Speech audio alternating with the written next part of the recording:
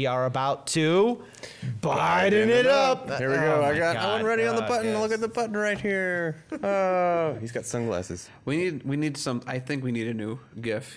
A different Joe Biden GIF. Different, yeah. I have other GIFs. I'm very excited. Show me one, just random. We're gonna get to use this one eventually.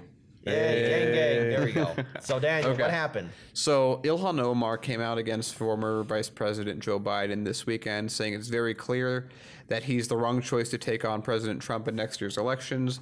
There are a few people who fit the kind of progress that we need to see in this country, and I would say he is not one of them. This is Ilhan Omar talking. Ilhan Omar, who has been very courageous in a lot of different things and a lot that's been thrown at her for the crime of being Muslim and and being progressive, I suppose.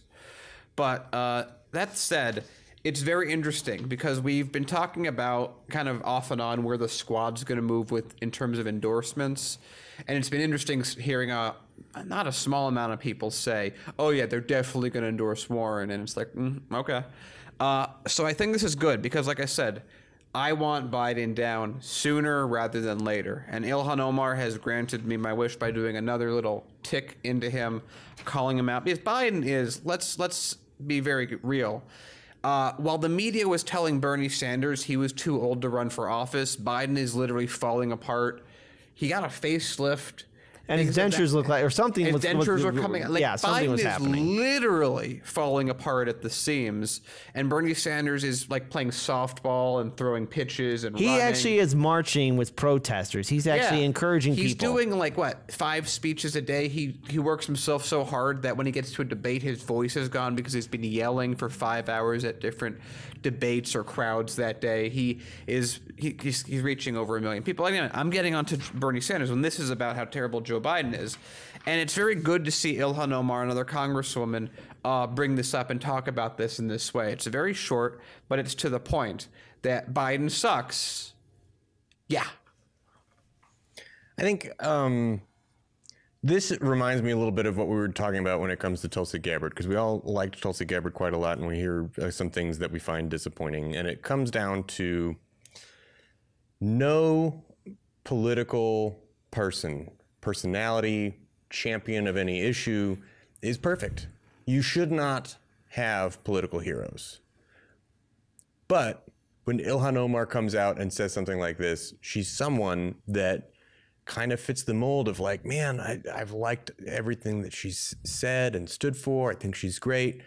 And she's the kind of person that I want to be one of my political heroes. And I always have to take a step back and say, you should not have political heroes. Bernie Sanders can't be your political hero. Tulsi Gabbard can't be your political hero. It can't be AOC. It can't be Ilhan Omar. It can't be anyone. It can only be political ideas. It can be political ideology. It can be movements that can be the things that you champion. But as soon as you put another person in that position of being the political hero, you set yourself up to be disappointed. Yeah. And I don't want to come across as saying, oh, well, we shouldn't listen to Ilhan Omar or what she has to say isn't worthwhile.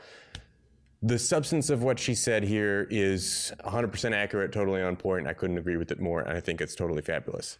The fact that it's coming from Ilhan Omar is encouraging because we need to have the squad really step up and continue to form an identity and start building a coalition that can speak to some of the more socialistic thinking, further, left-leaning Democratic base of the Democratic Party.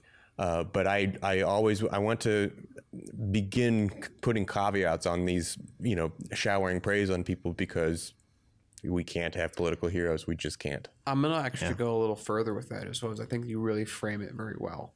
I'm going to say that the reason you can't have political heroes is because the second that they become a political hero, you are blind to their faults. Yep. And you can't do that. You have to always get to, like, I think Paul's right, where you get to kind of that border where it's like, here's political hero, just like stay there forever.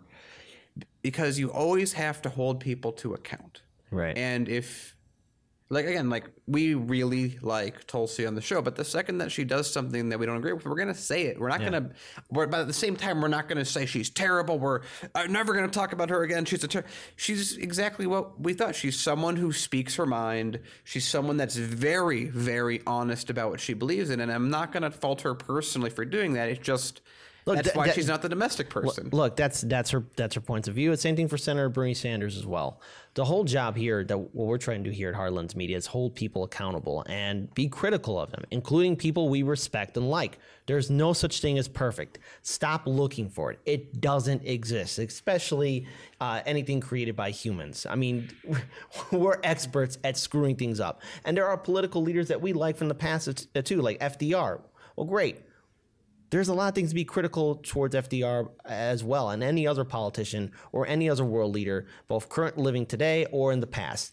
Everyone's open for criticism. And the thing is, going back to the main point of the story, looking at Ilhan Omar calling out Biden, it's a fact. And it's something that I've said before on the show, that Biden is a disaster. If he gets the nomination, if the DNC commits election fraud, and they select him as a standard bearer to go up against Trump, be prepared for another 4 years of President Donald Trump. Biden doesn't have what it takes. He's completely out of touch. He wants to return things back to normal, and neoliberalism is how we got Trump in the first place. We can't afford to go to brunch. Don't do it. Well, and I just wanted to bring up political heroes because we were doing this story on Biden, and I just wanted to say, if Biden is your political hero and you've wound up here, you took a wrong turn trying to get to CNN, but welcome. We will take you in. We will pet you. We will give you a good home. We will give you food every night and news, real news, at 5 days a week, Monday through Friday, five square meals, Monday through Friday at 6 p.m. Central Standard Time.